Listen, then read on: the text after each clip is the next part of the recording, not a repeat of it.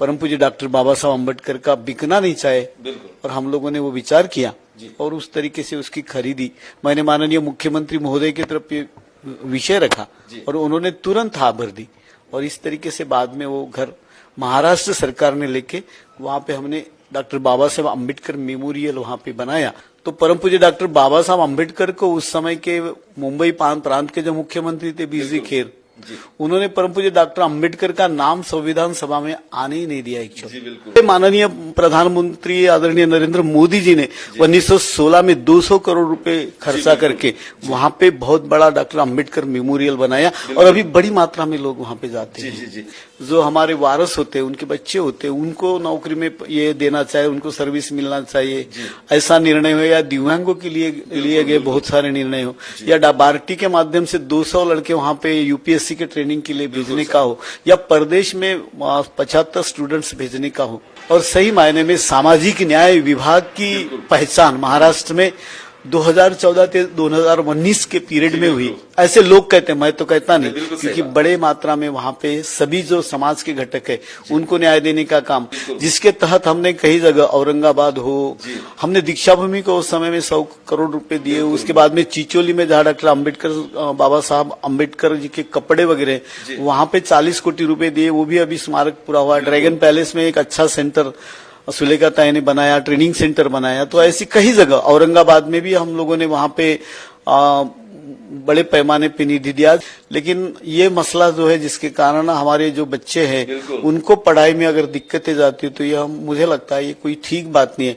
और निश्चित ये विषय सुलझाने के बारे में आदरणीय आठवले साहब जो केंद्र में राज्य मंत्री है, उनके साथ में भी मिलके और बाकी आदरणीय देवेंद्र जी के साथ में बात करके, माननीय मुख्यमंत्री जी से बात करके ये विषय निश्चित ही सुलझाने का प्रयास होना चाहिए। विधान बदलने का षड्यंत्र कांग्रेस ने ही किया है, बार बार उन्होंने घटना दुरुस्ती करने का काम किया है। आपने अगर देखोगे तो सबसे ज्यादा अगर घटना दुरुस्ती किया है तो कांग्रेस के जमाने में हुआ है। और कांग्रेस अगर कहती है कि ये भारतीय संविधान भाजपा बदलने वाला है, तो कांग्रेस ने खुद ने देखना चाहिए कि आपने कितने बार वहां पे दुरुस्ती की है। हर गांव में और नगर में अगर आप जाए तो कचरा बुनने वाला हमारा ही समाज है, नाले साफ करने वाला यही समाज है। अभी भी खेड़े पाड़े में भी जाओगे तो समाज की स्थिति उतनी अच्छी नहीं है। बाबा साहब ने जो कहा था कि हम लोगों ने पढ़ना चाहिए, लगता है कि डॉक्टर अम्बेडकर का जो विचार है वो विचार हम सबको निश्चित ही पूर्ण आगे लेके जाएगा। उस दिशा में काम करने की जरूरत है। हम छोटी छोटी जातों में बिखरे हुए हैं, हम छोटे छोटे घटकों में बिखरे हुए, और हमारे कई नेताओं ने अपने खुद के संगठन बनाए, फिर वो कोई अधिकारी है उन्होंने खुद के संगठन बनाए। और अभी भी मैं मेरे विधानसभा में बड़ी मात्रा में काम करता हूँ, लोगों के काम करता हूँ, उनसे मिलता हूँ। मुझे कभी लगा ही नहीं जिंदगी भर कि मैं कई मंत्री था, ये था, इसलिए मैं बिल्कुल सामान्य उस तरीके से रहता हूँ। और इसलिए निश्चित ही मुझे लगता है कि आने वाले दिन निश्चित अच्छे रहेंगे, और मुझे समाज की सेवा करने के लिए फिर से संधि तो मिल ही रही है, और उसका सोना करने का प्रयत्न मैं करूंगा। दर्शकों, जय भीम, नमः बुद्धाय। आप लोग देख रहे हैं लॉर्ड बुद्धा टीवी चैनल। मैं प्राध्यापक गजेंद्र गवई। दर्शकों, इस वक्त हम एक ऐसे शख्स के साथ आपको रूबरू कराना चाहते हैं जो सही मायने में बाबा साहब का विचार पूरे महाराष्ट्र से लेकर पूरे देश भर यहाँ पे लेकर चलना चाहता है। जी हाँ, ये नाम है महाराष्ट्र शासन के भूतपूर्व सामाजिक न्याय मंत्री राजकुमार जी बडोले साहब। दर्शकों, इस वक्त राजकुमार बडोले साहब हमारे साथ मौजूद हैं। जानेंगे उन्हीं से किस प्रकार बाबा साहब अम्बेडकर का विचार वो सही मायने में जन जन तक पहुंचाने का काम यहाँ पे करते हैं। सर, जय भीम, नमः बुद्धाय। नमो बुद्धाय, जय भीम। सर, आपका लॉर्ड बुद्धा टीवी चैनल में तहे दिल से स्वागत है। सर, इस इंटरव्यू के पहले मैं आपसे एक पहला सवाल करना चाहूंगा। सर, बहुत अच्छा काम आपने पूरे दुनिया भर के लिए किया है। जैसे कि बाबा साहब का जो लंदन स्थित घर था, वो घर आपने लेने के लिए और वो घर यहाँ पे दिलाकर सही मायने में आज बाबा साहब की जो यहाँ पे स्मृतियां है ये यहाँ पे कायम रखने का प्रयास, थोड़ा सा उसके बारे में बताइए। परम पूज्य डॉक्टर बाबा साहब अम्बेडकर जी, इन्होंने इस देश के बहुजन समाज के उत्थान के लिए जो काम किया है जी, हजारों सालों से जिस समाज को जात के नाम से जिनको बहिष्कृत किया गया था, ऐसे समाज को इस देश के मुख्य प्रवाह में लाने का काम बाबा साहब ने किया है और इसलिए इस देश के बहुजन समाज के वो मसीहा बने हुए हैं। उनके जिस समय इस देश के अछूतों को, इस देश के बहुजन समाज के लोगों को पढ़ने का अधिकार नहीं था जी, उस समय उन्होंने शिक्षा ली और इतनी शिक्षा ली कि वो इस देश के सबसे ज्यादा पढ़े लिखे उस जमाने के शख्स बने। जी, उन्होंने लंदन स्कूल ऑफ इकोनॉमिक्स में शिक्षा ली, उन्होंने ग्रेजिन में बारिटला किया, उन्होंने कोलंबिया यूनिवर्सिटी में पीएचडी की। तो इस तरीके के उनका पूरा अगर जीवन हम देखे जी, तो उतने बड़े विद्वान शायद उस समय इस देश में कोई नहीं थे और इतनी पढ़ाई इस देश का, जिसको पढ़ने का अधिकार ही नकारा गया, उस समाज से वो पहले ऐसे पढ़े लिखे व्यक्ति थे कि जिन्होंने इस देश में सबसे ज्यादा पढ़ाई की और उसी पढ़ाई के बलवत्तर इस देश के बहुजन समाज का विकास करने का काम उन्होंने किया और इसलिए वो हम सबके मसीहा बन गए, हम सबके उद्धारक बन गए और इस देश को बहुत बड़ी घटना उन्होंने दी।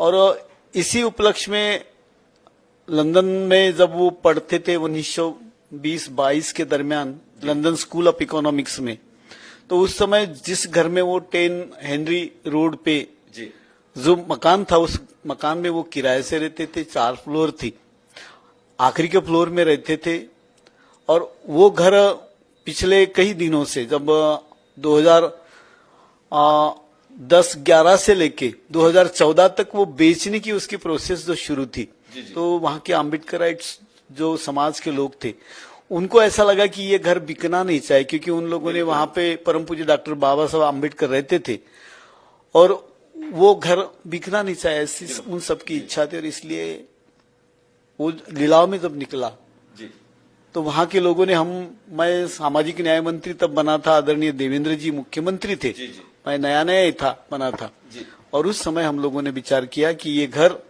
परम पूज्य डॉक्टर बाबा साहब अम्बेडकर का बिकना नहीं चाहिए और हम लोगों ने वो विचार किया और उस तरीके से उसकी खरीदी मैंने माननीय मुख्यमंत्री महोदय की तरफ ये विषय रखा और उन्होंने तुरंत हाँ भर दी और इस तरीके से बाद में वो घर महाराष्ट्र सरकार ने लेके वहां पे हमने डॉक्टर बाबा साहब अम्बेडकर मेमोरियल वहां पे बनाया।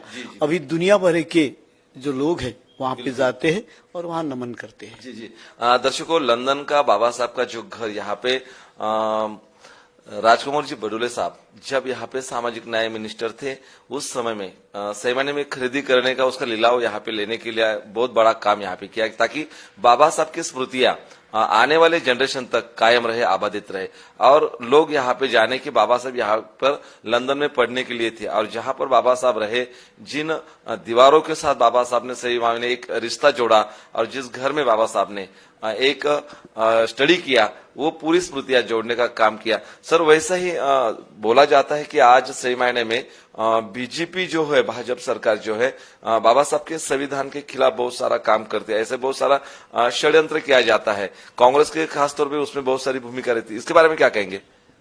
मूलतः कांग्रेस ने परम पूज्य डॉक्टर बाबा साहब अम्बेडकर के साथ जो अन्याय किया है वो शायद हमारे लोग भूल गए होंगे।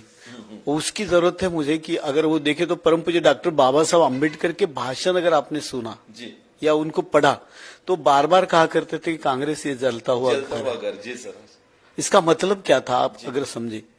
और जब संविधान समिति बनाने की बात आई तो परम पूज्य डॉक्टर बाबा साहब अम्बेडकर को उस समय के मुंबई प्रांत के जो मुख्यमंत्री थे बीजी खेर, उन्होंने परम पूज्य डॉक्टर अम्बेडकर का नाम संविधान सभा में आने ही नहीं दिया एक्चुअली। और बाद में ऐसे हमारे लोगों को ऐसे लगा कि परम पूज्य डॉक्टर बाबा साहब अम्बेडकर सरी का महान विद्वान पढ़ा लिखा आदमी अगर संविधान समिति में ना जाए तो कैसा होगा। तो उस समय बंगाल में जो हमारे नेता थे, शेड्यूल कास्ट फेडरेशन के जो नेता थे डॉक्टर जोगेंद्रनाथ मंडल जी, उन्होंने अपनी जगह परम पूज्य डॉक्टर अम्बेडकर को दिए और इस तरीके से वो संविधान सभा में उनकी एंट्री हुई। और बाकी का इतिहास तो लोगों को मालूम है कि वो संविधान के निर्माता, उसके शिल्पकार बने। सर, वैसे भी तो कांग्रेस की तरफ से उनके माध्यम से बाबा साहब को 2 जगह पे हराया गया। हाँ, कांग्रेस ने तो 1951 में जब पहले आम सभा यहाँ पे हुई, मेरे ख्याल से भंडारा में नहीं, पहले मुंबई में हुए। तो अच्छा। मुंबई सेंट्रल में परम पूज्य डॉक्टर अम्बेडकर 1951 में जब खड़े हुए थे, तो उस समय एक रघुनाथ काजोलकर करके वो उनका उनके पीए खिलाफ था, उनका हाँ। पीए था। जी, तो जी। उसको कांग्रेस ने खड़ा किया, उसके प्रचार के लिए आए और डॉक्टर अम्बेडकर को उस समय में हराया गया। जब 1954 में पोट निवडणूक हुई भंडारा लोकसभा क्षेत्र से, तो उस समय भी पंडित नेहरू भी तो खुद वहां पे आए थे, हमने सुना है, प्रचार के लिए, और डॉक्टर अम्बेडकर को वहां से भी हराया गया। इस तरीके कांग्रेस का अगर इतिहास देखेंगे तो बार बार डॉक्टर अम्बेडकर तरीके महान ऐसे विभूति को, जिन्होंने भारतीय घटनिक संविधान का निर्माण किया, उन्हीं को हराने का कांग्रेस ने किया। और कांग्रेस ही अभी बाबा साहब का संविधान बदलने की बात करते, तो इसको देख के थोड़ा सा दुख लगता है। जी जी सर, एक तरफ कांग्रेस बाबा साहब का यहाँ पे सही मायने जय जयकार करती रहती है, साथ ही साथ आपको ये भी दर्शकों को पता होगा कि बाबा साहब को ही कांग्रेस ने इतने लेट, इतने जिसको बहुत सारे यहाँ पे समय चला गया है, बीतता गया है, कि इसके बाद बाबा साहब को यहाँ पे भारत रत्न मिला। डॉक्टर अम्बेडकर सही मायने में इस देश के संविधान निर्माता थे। गोलमेज परिषदों में इन्होंने इस देश के सारे बहुजन समाज का नेतृत्व किया। पुणे करार में जहां पे स्वतंत्र प्रतिनिधित्व उनको मिला था, वो भी उन्होंने गांधी जी के साथ जब तय हुआ तो वो गया। और ये बहुत सारी बातें इतिहास में तो लिखी हुई। इतने महान आदमी को भारत रत्न देने की जब बात आई 1950 के बाद में, अगर आप देखेंगे तो 1951 उसके निकलना 41 साल उसके लिए लगे। 41 साल तक डॉक्टर अम्बेडकर को भारत रत्न नहीं दिया। और आप देखोगे तो वो कांग्रेस की सरकार ही थी। और भारतीय जनता पार्टी और माननीय वीपी सिंह जी की जब सरकार आई, तब कहीं उनको भारत रत्न दिया गया। यहाँ तक ही नहीं तो संसद में जो तैलचित्र लगाने की बात थी, तो वो भी डॉक्टर अम्बेडकर का तैलचित्र कांग्रेस ने कभी लगाया नहीं। ये तो इतिहास है। जी जी दर्शकों, आप देखते कि एक तरफ यहाँ पे इतना बाबा साहब के हर जो मुद्दा अगर लेते हैं हम सामने, तो हमें यहाँ पे दिखाई देता है कि साथ ही साथ कांग्रेस वाले हर तरफ बाबा साहब के तरफ जो पॉजिटिव होना चाहिए था वो नहीं, लेकिन वो दिखावे यहाँ पे ज्यादा होते रहते, हम फिलहाल ये देखते रहते। सर, दूसरा मेरा एक सवाल कि जहाँ पे बाबा साहब का महापरिनिर्वाण हुआ था, मेरे ख्याल से वो घर भी वहां पे आप ही के काल में, यानी कि बीजेपी सरकार ने उसको एक स्मारक बनाया।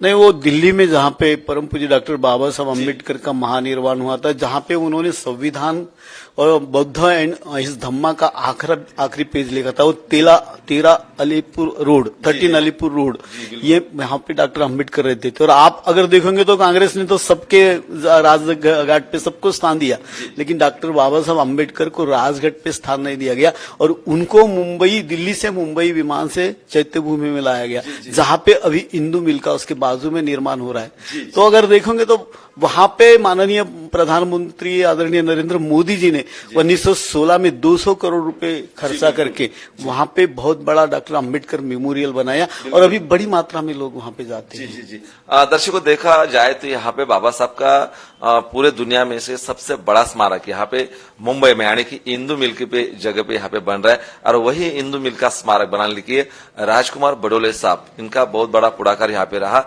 साथ ही साथ हमेशा बाबा साहब का ये ऐतिहासिक और आने वाले पीढ़ियों के लिए एक अच्छा स्मारक बने, इसके लिए राजकुमार बडोले साहब ने बहुत सारा प्रयास किया है। तो भी सर, जब आप सामाजिक न्याय मंत्री थे, इस समाज के लिए, शोषित वंचित पीड़ित समाज के लिए, इन लोगों के लिए बहुत सारे आपके हाथ से अच्छे योजनाएं या अच्छे बहुत सारी निधि उनके लिए दी गई, क्या कहेंगे?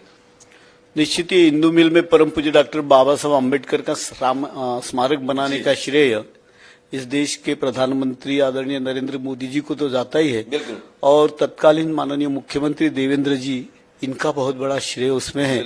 इन सब के प्रयास से वहां पे 12.5 एकड़ जगह जो इंदू मिल जिसको कहलाते थे, वहां पे परम पूज्य डॉक्टर बाबा साहब अम्बेडकर का 1190 करोड़ रुपए का स्मारक वहां पे बन रहा है।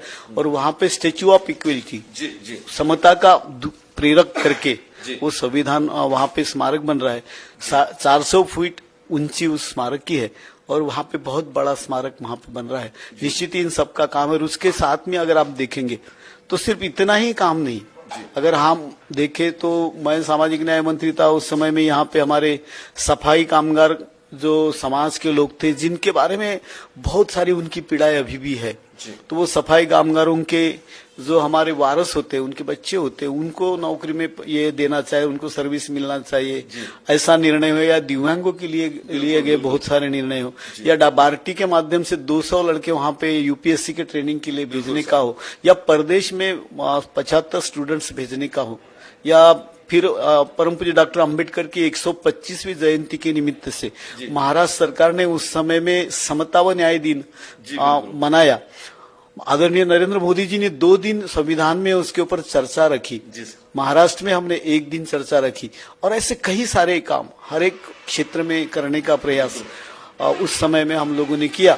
और सही मायने में सामाजिक न्याय विभाग की पहचान महाराष्ट्र में 2014 से 2019 के पीरियड में हुई, ऐसे लोग कहते हैं, मैं तो कहता नहीं, क्योंकि बड़े मात्रा में वहां पे सभी जो समाज के घटक है उनको न्याय देने का काम, फिर भूमिहीन होगा तो उसको जमीन देने का, फ्री में जमीन देने का काम, पहले तो उसमें 50% ये लगता था, जमीन देने का काम, ऐसे कई निर्णय सरकार ने उस समय में लिए। दर्शकों, आप लोग देख रहे हैं बहुत सारे यहाँ पे वंचित बहुजन समाज के जो शोषित पीड़ित लोग हैं उनके उत्थान के लिए जब यहाँ पे माननीय सामाजिक न्याय मंत्री पद पर यहाँ पे बड़ोले साहब थे, वो समय में आपको यहाँ पे दिखाई देगा कि बहुत सारे विकासात्मक जो हर एक योजना स्कीम यहाँ पे खास तौर के साहब ने करने का प्रयास किया है। सर, थोड़ा सा एक विपश्यना केंद्र के बारे में मैं आपसे जानना चाहता हूँ कि मेरे ख्याल से बहुत सारी जगह पे आपके ही माध्यम से एक बड़े बड़े सेंटर्स यहाँ पे खड़े हो रहे।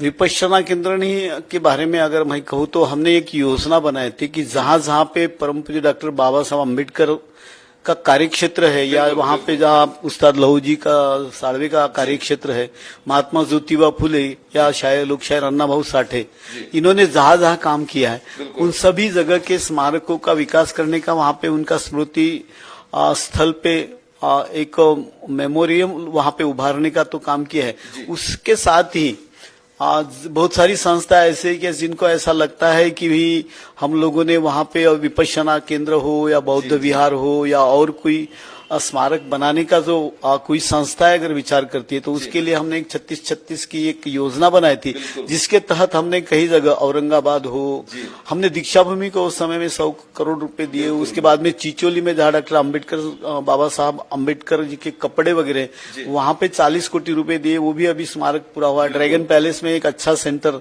सुलेखा ताई ने बनाया, ट्रेनिंग सेंटर बनाया। तो ऐसी कई जगह, औरंगाबाद में भी हम लोगों ने वहां पे बड़े पैमाने पे निधि दिया। जहां जहां पे सातारा हो, परम पूज्य डॉक्टर बाबा साहब अम्बेडकर का जो गांव महू, जहां पे आंबेडवे, जहां पे डॉक्टर बाबा साहब अम्बेडकर का मूल गांव हो, वनंद हो, माय साहेब रमाई का गांव हो, या सातारा हो जहां पे बाबा साहब अम्बेडकर पढ़े, तो ऐसे सभी जगह पे बड़े पैमाने पे निधि देके और विपश्यना केंद्र जहां पे भी बनाते हो, फिर वो गोंदिया का विपश्यना केंद्र हो या फिर औरंगाबाद का विपश्यना केंद्र होता है, ऐसे कई जगह पे हमने उस समय में बड़े पैमाने पे निधि दिया।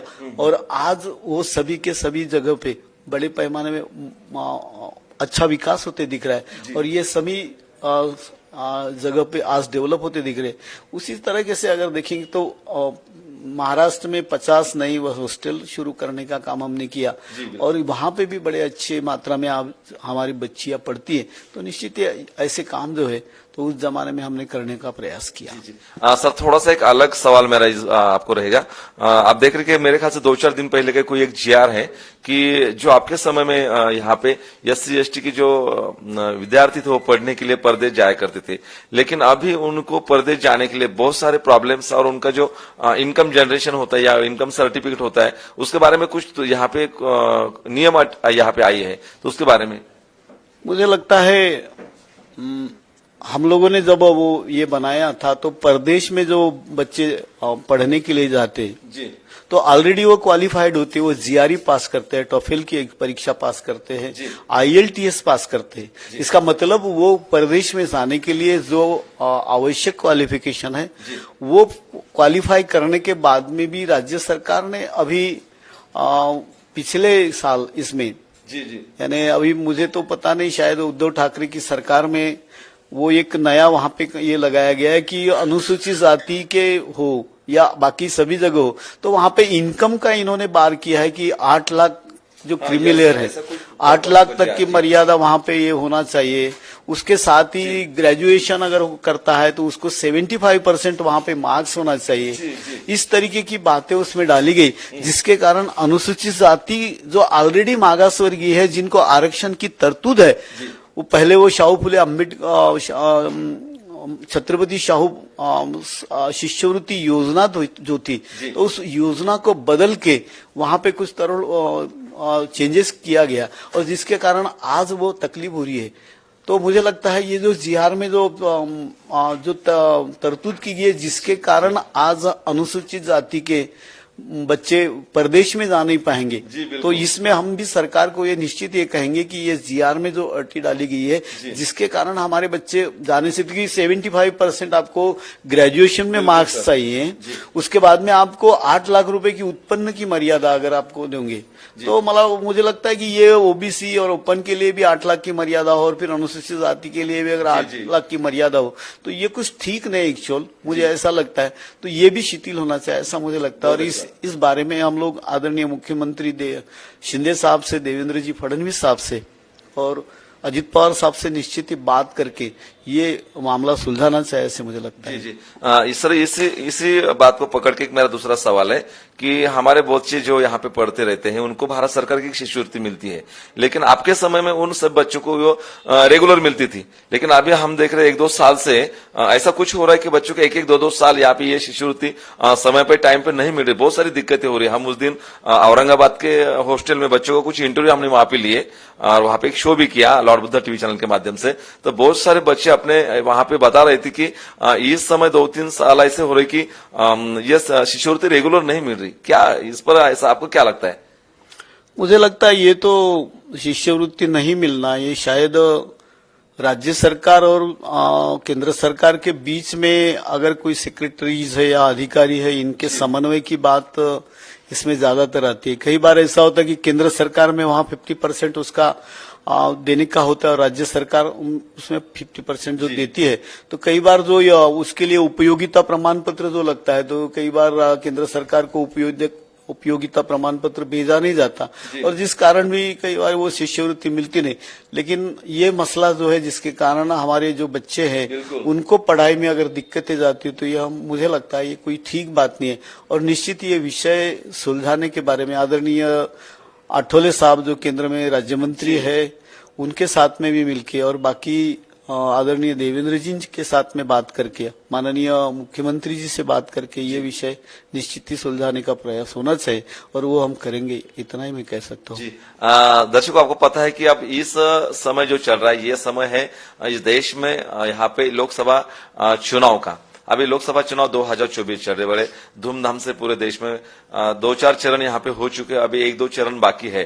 सर, यहाँ पे बीजेपी सरकार का एक नारा हमेशा चल रहा है, थोड़ा सा लोगों में बहुत सारी कंफ्यूजन है यहाँ पे। बीजेपी सरकार बोल रही कि इस बार 400 पार, थोड़ा सा क्या मतलब है इसका?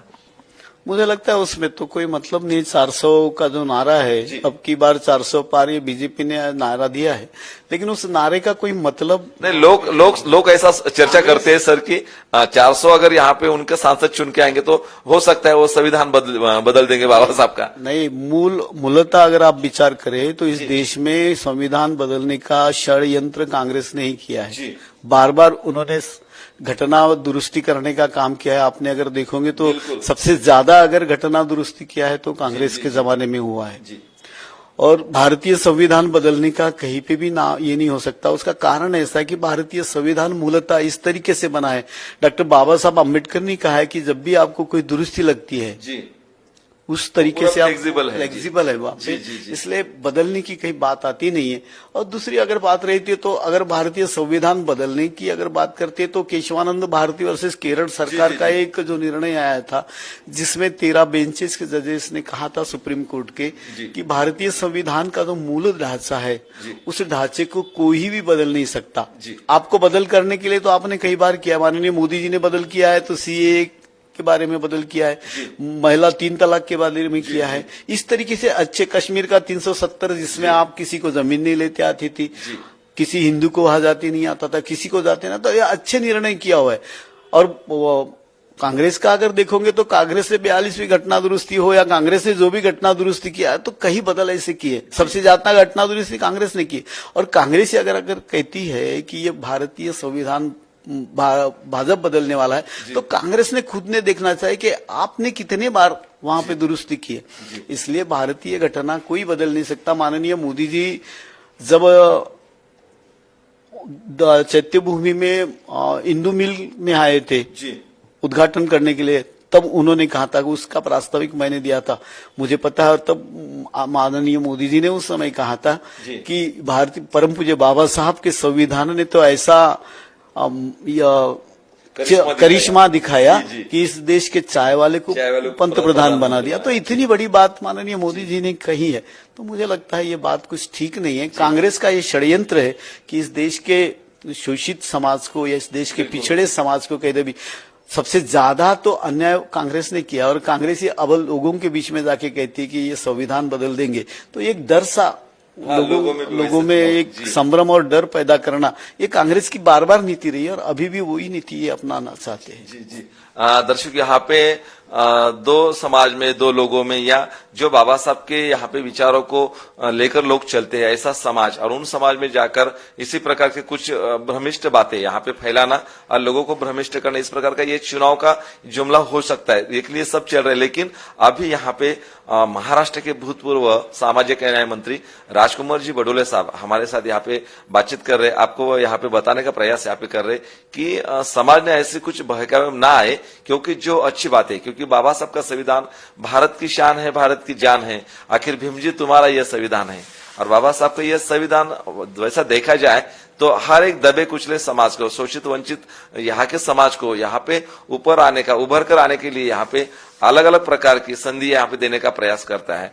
तो ये अगर राजकुमार बडोले साहब के जैसे लोग जो बाबा साहब के संविधान को जानते हैं, बाबा साहब के त्याग, संघर्ष और समर्पण को यहाँ पे मायने में रखते हैं और उन्हीं का विचार लेकर वहां पे समाज को आगे करने का प्रयास करते हैं, ऐसे लोग बार बार यहाँ पे अगर सरकार में आते हैं तो समाज के लिए और शोषित, पीड़ित, वंचित बहुजन समाज के लिए बहुत सारी उपलब्धियां यहाँ पे हो सकती, क्योंकि हमने गए कुछ सालों में देखा जब साहब यहाँ पे सामाजिक न्याय मंत्री थे। सर, एक थोड़ा सा मेरा दूसरा सवाल यहाँ पे कि इस देश में बाबा साहब की 125वीं जयंती बड़े धूमधाम से मनाई गई। सही मायने में देखा जाए तो आप ही का सरकार था, आप वहां पे सामाजिक न्याय मंत्री थे, लेकिन ये 125वीं जयंती बहुत अच्छे तरीके से यहाँ पे मनाई गई। थोड़ा सा उसके बारे में। 2015-16 में परम पूज्य डॉक्टर बाबा साहब अम्बेडकर का 125वां जन्मदिन था जी, और उस उपलक्ष्य में महाराष्ट्र सरकार ने 125 करोड़ रुपए का निधि उसके लिए वितरित किया था। और महाराष्ट्र के कई हिस्से में, महाराष्ट्र के गांव-गांव में 125वीं जयंती बड़े धूमधाम से मनाई गई। आपको भी शायद पता हो अभी भी कि उस समय में नागपुर के यशवंत स्टेडियम में 1,25,000 स्टूडेंट्स को जमा करके वहां पे आदरणीय देवेंद्र जी फडणवीस ने संविधान के प्रास्ताविक का वाचन किया था। और बहुत ऐसे बड़ी बड़ी काम किए थे। उसे महार बटालियन का बहुत बड़ा एक गेटवे ऑफ इंडिया में कार्यक्रम हुआ था। वैसे वैशाख पूर्णिमा का एक कार्यक्रम विश्व शांति परिषद करके वहां पे हुए थे। और ऐसे कई कार्यक्रम जिनका जिक्र मैं अगर करूं तो शायद बहुत समय जाए, तो बड़ी मात्रा में ऐसे कार्यक्रम लेके पूरे महाराष्ट्र में सामाजिक न्याय विभाग क्या होता है, फिर 50 लड़कियों का हॉस्टल शुरू करने का काम रहे, जो हमारी वर्किंग काम करने वुमेन्स होती है शहरों में, जिनको रहने की सुविधा नहीं है, उनके लिए हॉस्टल करने का काम हो। तो ऐसे कई काम उस समय में महाराष्ट्र सरकार ने किए और 125वीं जयंती परम पूज्य डॉक्टर बाबा साहब अम्बेडकर की बड़ी धूमधाम से मनाए। उसके विपरीत मुझे एक बात और कहना चाहता हूँ कि लोकशाहीर अण्णा भाऊ साठे इनकी 100वीं वर्षगांठ जब यहाँ पे पिछले 3 साल पहले आई थी, तब आदरणीय उद्धव जी ठाकरे मुख्यमंत्री थे और हमने भी बहुत पहले ये दिया था कि भाई वो एक लोकशाहीर अण्णा भाऊ साठे इनकी 100वीं वर्षगांठ, जयंती वर्षगांठ बड़े धूमधाम से मनाए जाए, शताब्दी वर्ष है जन्मदिन। हाँ, लेकिन सरकार ने उसकी तरफ ध्यान नहीं दिया, समिति ने कोई ध्यान नहीं दिया और लोकशाहीर अण्णा भाऊ साठे की जयंती भी मनाई नहीं गई। तो इस तरीके की ये सरकार है मुझे लगता है कांग्रेस ने भी वो नीति हम सबके समाज के विरोध में ही यहाँ पे की है, और वो सिर्फ भारतीय जनता पक्ष को दोषारोप करने का और लोगों को भड़काने का इस तरीके का षड्यंत्र ये सरकार हमेशा करती आ रही है। जी दर्शकों, आप लोग देख रहे हैं, ये है लॉर्ड बुद्धा टीवी चैनल का स्पेशल एपिसोड, और आप लॉर्ड बुद्धा टीवी के इस शो में हमारे साथ सहभागी हुए हैं। ये है महाराष्ट्र गवर्नमेंट के भूतपूर्व सामाजिक न्याय मंत्री राजकुमार बडोले साहब। राजकुमार बडोले साहब, आपके साथ ऐसा लगता है कि बहुत सारे आपके एक्सपीरियंस जो है, आपके जो अनुभव है, ये आपको समाज को, लोगों को और पूरा भारत आपको यहाँ पे देख रहा है, यहाँ पे दिखाते जाए, आपका जो कहना है, बोलना है, आपके जो एक्सपीरियंस है, लोगों के सामने रखने का हम यहाँ पे हमेशा प्रयास करते रहते हैं लॉर्ड बुद्धा टीवी के चैनल के माध्यम से। सर, अभी ये जो लोकसभा चुनाव यहाँ पे चल रहे हैं, 3-4 चरण यहाँ पे हो चुके हैं चुनाव के, अभी 1-2 चरण बाकी यहाँ पे है, तो भी आप एक समाज के नेता होने के बावजूद पूरे महाराष्ट्र के और देश के जो शोषित पीड़ित बहुजन समाज के लोग हैं, उन लोगों के लिए क्या अपील करोगे? मुझे लगता है बहुजन समाज के जो विषय है, विशेष तौर पे जिस समाज को अछूत करके रखा गया है, उस समाज की बहुत पीड़ा है अभी भी। जी बिल्कुल। हर गांव में, हर नगर में अगर आप जाए तो कचरा बुनने वाला हमारा ही समाज है, नाले साफ करने वाला यही समाज है। अभी भी खेड़े पाड़े में भी जाओगे तो समाज की स्थिति उतनी अच्छी नहीं है। बाबा साहब ने जो कहा था कि हम लोगों ने पढ़ना चाहिए, हाँ, तो ये पढ़ने का मूल मंत्र हमारे पास है, लेकिन आज भी हम लोगों की जो स्थिति है, जो देश के मुख्य प्रवाह में लाने की जो स्थिति है, अभी भी पूरी तरह से हुई नहीं है। और मुझे लगता है कि डॉक्टर अम्बेडकर का जो विचार है, वो विचार हम सबको निश्चित ही पूर्ण आगे लेके जाएगा। उस दिशा में काम करने की जरूरत है। और माननीय मोदी जी ने जो एक गरीब कल्याण का मंत्र दिया है, अब सबको घर देने की बात है, सबको संडास, सबके घरों में शौचालय होने की बात है, सबको फ्री में रेशन मिलने की बात है, सभी हमारी माता भगिनाएं हमारे सभी घरों में उज्ज्वला योजना के माध्यम से वहां पे गैस देने की बात है। तो ये ऐसी छोटी छोटी बातें आप अगर देखोगे, या सभी जो निराधार है उसके खाते में संजय गांधी निराधार हो, श्रावण बाड़ी योजना हो, ये ऐसी सहायता है जो योजना है। या तो फिर जो कोई बीमार होता है तो उसको आयुष्मान भारत के माध्यम से 5 लाख रुपए तक का फ्री में इलाज करने की बात है। तो ये सब अगर बात देखें तो ये फायदा इसका किसको मिलता है? तो समाज का जो निचला वर्ग है, वो समाज को ज्यादा से ज्यादा इसका फायदा हो। वहां पे कभी देखा नहीं जाता कि ये मुस्लिम है, ये बुद्धिस्ट है, या और ये अनुसूचित जाति का है, ओबीसी का है, ये कुछ नहीं देखा जाता है, सबको उसका बेनिफिट मिलता है। और मुझे लगता है मोदी जी भी उस तरीके से काम कर रहे हैं कि इस देश का जो युवा है, इस देश की जो महिला है, इस देश का जो किसान है, इन सबको जिस तरीके से मोदी जी की योजना है और उसका फायदा बड़ी पैमाने पे यहाँ पे मिलता है। इस समाज का जो ज्येष्ठ नागरिक है, जिसका कोई नहीं है, ऐसे निराधार आदमी को बड़े पैमाने पे अनेक योजनाओं के माध्यम से लाभ देने का काम मोदी जी की योजनाओं के माध्यम से निश्चित हो रहा है। और इसलिए इस देश में एक परिवर्तन सा लग रहा है। आज अगर आप वैशाली जाओ, आप अगर नालंदा जाओ, आप अगर बनारस जाओ, आप अगर कुशीनगर जाओ, आप कहीं पे भी जाओ इस देश में, पहले तो जाने के लिए रास्ते ही नहीं थे। आज बुद्धिस्ट सर्किट हो गया, अब लुम्बिनी तक जा सकते हो, बुद्धिस्ट सर्किट ही नहीं हुआ तो आप और कहीं भी यहाँ पे जितने तीर्थस्थल है, जितने जगह है, उस कहीं पे भी अगर आप जाओगे तो बड़े बड़े रास्ते इस देश में इंफ्रास्ट्रक्चर डेवलपमेंट के माध्यम से हुए और देश करीब सही मात्रा में बदलने लगा है। तो ये करिश्मा पिछले 10 सालों में आपने देखा होगा।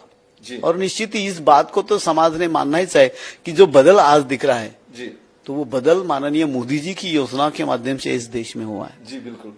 दर्शकों, आप लोग देख रहे हैं यहाँ पे कि गए 10 साल में यहाँ पे मोदी सरकार के माध्यम से राजकुमार बडोले साहब का यहाँ पे आपको सुझाव है, आपको यहाँ पे बताना चाहते हैं कि बहुत सारी ऐसी योजनाएं हैं जो गांव जो होता है, गांव के देहाती इलाके तक पहुंचाने का काम किया। जैसे कि जल जीवन मिशन का एक प्रोग्राम के हर घर में हर घर जल मिलेगा, और वैसे उसके साथ दूसरा एक स्वच्छ भारत मिशन का जो प्रोग्राम के हर घर में शौचालय बनेगा। ये पूरे प्रोग्राम सही मायने में बहुत तरीके से यहाँ पे करने का काम मोदी सरकार के माध्यम से हो रहा है। ये पूरी बात लॉर्ड बुद्धा टीवी के साथ यहाँ पे महाराष्ट्र गवर्नमेंट के भूतपूर्व सामाजिक न्याय मंत्री राजकुमार बडोले साहब ने रखी है। सर, जाते जाते एक स्पेशली समाज के लिए शिक्षा के माध्यम से, एजुकेशन के माध्यम से जो उन्नति हमें होनी चाहिए, एक समाज के लिए आपका आखिरी संदेश। जैसा देखा जाए तो आज समाज बिल्कुल ऐसा अलग अलग बिछड़ा हुआ है। अलग अलग नेता यहाँ पे पैदा हुए, बहुत सारे गुट हमारे में हैं, कंफ्यूज में है अभी समाज। हम जब ग्रास रूट लेवल पे जाते हैं तो समाज के लोग कंफ्यूज है, हम किसके पीछे जाए, किसका सुने और किसके भरोसा करें। डॉक्टर अंबेडकर ने कहा है जी पढ़ो बिल्कुल, और संगठित बनो, शिक्षित बनो, संगठित बनो। जी अब शिक्षा तो हमने ग्रहण की, बिल्कुल परंतु संगठन हमारा नहीं है। बिल्कुल हम छोटी छोटी जातों में बिखरे हुए हैं, जी हम छोटे छोटे घटकों में बिखरे हुए हैं, और हमारे कई नेताओं ने अपने खुद के संगठन बनाए। फिर वो कोई अधिकारी है, उन्होंने खुद के संगठन बनाए और समाज को अलग रख दिया। वो खुद के, अभी तो कई जगह देखता हूं मैं कि एक लीडर बनता है, वो अपने लड़के को नेता बनाता है, राष्ट्रीय अध्यक्ष बनता है, वो राष्ट्रीय अध्यक्ष बनाता है, फिर बाद में लड़के के लिए करता है। हर जगह इस तरीके का है। मोदी जी को छोड़ के मुझे लगता है बाकी अन्य अगर इसमें कहीं पे भी देखे होंगे, फिर कांग्रेस में देखो, फिर आरपीआई में देखो, सभी जगह देखो, तो इस तरीके का एक ये है। तो मुझे लगता है इससे संगठन नहीं बढ़ेगा। आदरणीय कांशीराम जी ने जिस तरीके से संगठन बनाया था, कैडर वाइज बनाया था, दुर्दैव से वो ज्यादा दिन तक टिका नहीं। ऐसा संगठन आज महाराष्ट्र में हो, आज देश में हो, हमारे बहुजन समाज में कहीं दिखता नहीं, और जिसका भुगतान हमको कई बार भुगतना पड़ता है। आज हमारा बहुत बड़ा समाज अगर भारतीय जनता पक्ष के साथ जुड़ता है तो हमारे कुछ लोग टीका करते। मैं तो ये सोचता हूँ जो लोग टीका करते हैं उन्होंने खुद ने जोड़ी है ना, पूरे समाज को एकत्रित करिए ना, डॉक्टर अंबेडकर के विचार को लाइए ना आप सामने। लेकिन ऐसे कुछ करते नहीं, सिर्फ तोड़ने का काम करते, जोड़ने का काम नहीं करते।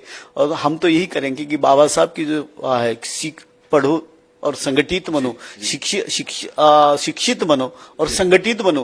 तो ये संगठन करना और समाज के उत्थान के लिए हमने सबने जैसे कुछ न कुछ हम अगर कमाते हो तो उसमें से समाज के लिए, समाज को बड़ा करने के लिए कुछ हमारा दायित्व है क्या, इस बारे में सोचना चाहिए और उस दिशा से चले। तो मुझे लगता है हम सबके निश्चित ही जो दिन है वो बदलेंगे, और इस देश के मुख्य प्रवाह में लाने के लिए हम सबने प्रयास करना चाहिए। बाबा साहब जैसे कहते थे कि हम जात के ऊपर जाके, उसके पार, धर्म के पार जाके समाज को जोड़ने के लिए एक मानव करके, आज कई बार देखते हैं ह्यूमन डेवलपमेंट इंडेक्स हमारा कमी है, हमारे समाज में तो और कमी है, कई लोग भूमिहीन है। बिल्कुल आज ही अभी बोलते कई सम्मान योजना मिली तो भूमिहीन कभी कभी पूछते हमको कि हमको तो नहीं मिलती जी। तो और ऐसी बहुत सारी चीजें करना पड़ेगा जिसके, लेकिन हम सबके लिए आखिरी एक ही रास्ता है कि हम सबने पढ़ना चाहिए, और निश्चित ही शिक्षा के माध्यम से हम लोग सबके जीवन में हमारे बेहतर दिन हो सकते हैं। इतना मैं कह सकता हूं। मैं समाज के युवकों को भी यही आह्वान करूंगा कि आप सबने पढ़ना चाहिए, और जो व्यसन होता है उससे थोड़ा सा दूर रहना चाहिए। ना तो समाज में कई बार देखते हैं कि युवकों को देखता हो तो वो व्यसन के बड़े अधीन होते जा रहे, तो इससे दूर होके पढ़ के लिख के, आप दुनिया तो आपके लिए बहुत छोटा ये है, कहीं पे भी जा सकते हो। आज हमारे बच्चे अमेरिका में पढ़ते हैं, यूरोप में पढ़ते हैं, ऑस्ट्रेलिया में जाते हैं, आप कहीं भी जाओ दुनिया के हर क्षेत्र में, कनाडा में मिलते हैं। तो आप निश्चित ही पूरे दुनिया में जाए, दुनिया आपके लिए एक पूरा ये है, और आप निश्चित ही पढ़ लिख के आगे बढ़िए। इतना ही मैं समाज के लिए कहूंगा। जी सर, एक दूसरा सवाल, थोड़ा सा कैसे आपसे ऐसा लगता है कि बात करते ही रहे। एक सवाल ऐसे कि आप बीजेपी के साथ इतने सालों से जुड़े हैं, वहां पे आपको एक मान सम्मान, ऐसा नजर से आप समाज आपको देखता है कि वहां पे आपको मान सम्मान मिलता है। वैसे देखा जाए तो आपको समय बहुत कम मिला सर। अगर आपको पूरा 5 साल का समय मिल जाता, मुझे लगता और बहुत सारा कुछ काम होता था, लेकिन कुछ परिस्थितिवश आपको वो चेंज होना पड़ा। लेकिन मंगल कामना करते लॉर्ड बुद्धा टीवी के माध्यम से आपको भी कि आने वाला समय आपका होगा। क्या कहेंगे इसके बारे में? नहीं, उसके बारे में कुछ नहीं करूंगा, बस हमारा काम है, काम करते रहिएगा, लोगों की सेवा करते रहना, समाज के उत्थान के लिए हमसे जो भी बनता है उतना करते रहना चाहिए। इतना ही लगता है। और अभी भी मैं मेरे विधानसभा में बड़ी मात्रा में काम करता हूँ, लोगों के काम करता हूँ, उनसे मिलता हूँ। मुझे कभी लगा ही नहीं जिंदगी भर कि मैं कई मंत्री था, ये था, इसलिए मैं बिल्कुल सामान्य उस तरीके से रहता हूँ, और इसलिए निश्चित ही मुझे लगता है कि आने वाले दिन निश्चित अच्छे रहेंगे, और मुझे समाज की सेवा करने के लिए फिर से संधि तो मिल ही रही है, और उसका सोना करने का प्रयत्न मैं करूंगा। इतना ही आपको कहता हूँ। तो दर्शकों, ये है महाराष्ट्र गवर्नमेंट के भूतपूर्व सामाजिक न्याय मंत्री राजकुमार जी बडोले साहब। अभी इतना समय हुआ है कि हमारे साथ एक दिल खुल के बात यहाँ पे भडोले साहब ने रखी है। अब बहुत सारे सुझाव समाज के लिए, आने वाले जनरेशन के लिए, युवाओं के लिए, महिलाओं के लिए देने का प्रयास किया है कि बाबा साहब कहते कि शिक्षा ये शेरनी का दूध है, जो पिएगा वो दहाड़ेगा, और शिक्षा ही हमारा नाम मात्र विकास का एक साधन है। ये करने का हम बहुजन समाज के जो दबे कुचले, वंचित, शोषित, पीड़ित घटक में लोग हैं, उन्होंने सब एक शिक्षा एक मात्र ऐसा है कि उसे हासिल करना, तालीम हासिल करना बहुत जरूरी है। सर, आपने इतना कीमती समय यहाँ पे निकाला, अपनी पूरी इतने काम होने के बावजूद भी लॉर्ड बुद्धा टीवी के साथ आप जुड़े और बहुत सारे दिल खुल के यहाँ पे बात की। आपका तहे दिल से मैं और एक बार आभार व्यक्त करता हूँ लॉर्ड बुद्धा टीवी के माध्यम से, और आपको आने वाले दिन में फिर एक बार एक नया चेहरा, एक नई उम्मीद, एक नई उर्मी लेकर यहाँ पे सामाजिक न्याय मिनिस्ट्री जैसा एक अच्छा खाता यहाँ पे मिले और आप पूरे समाज के लिए एक अच्छा काम करें। ये पूरी मंगल कामना लॉर्ड बुद्धा टीवी के माध्यम से आपसे करते हैं। सर धन्यवाद, थैंक यू, जय भीम। जय भीम। आप देख रहे हैं लॉर्ड बुद्धा टीवी।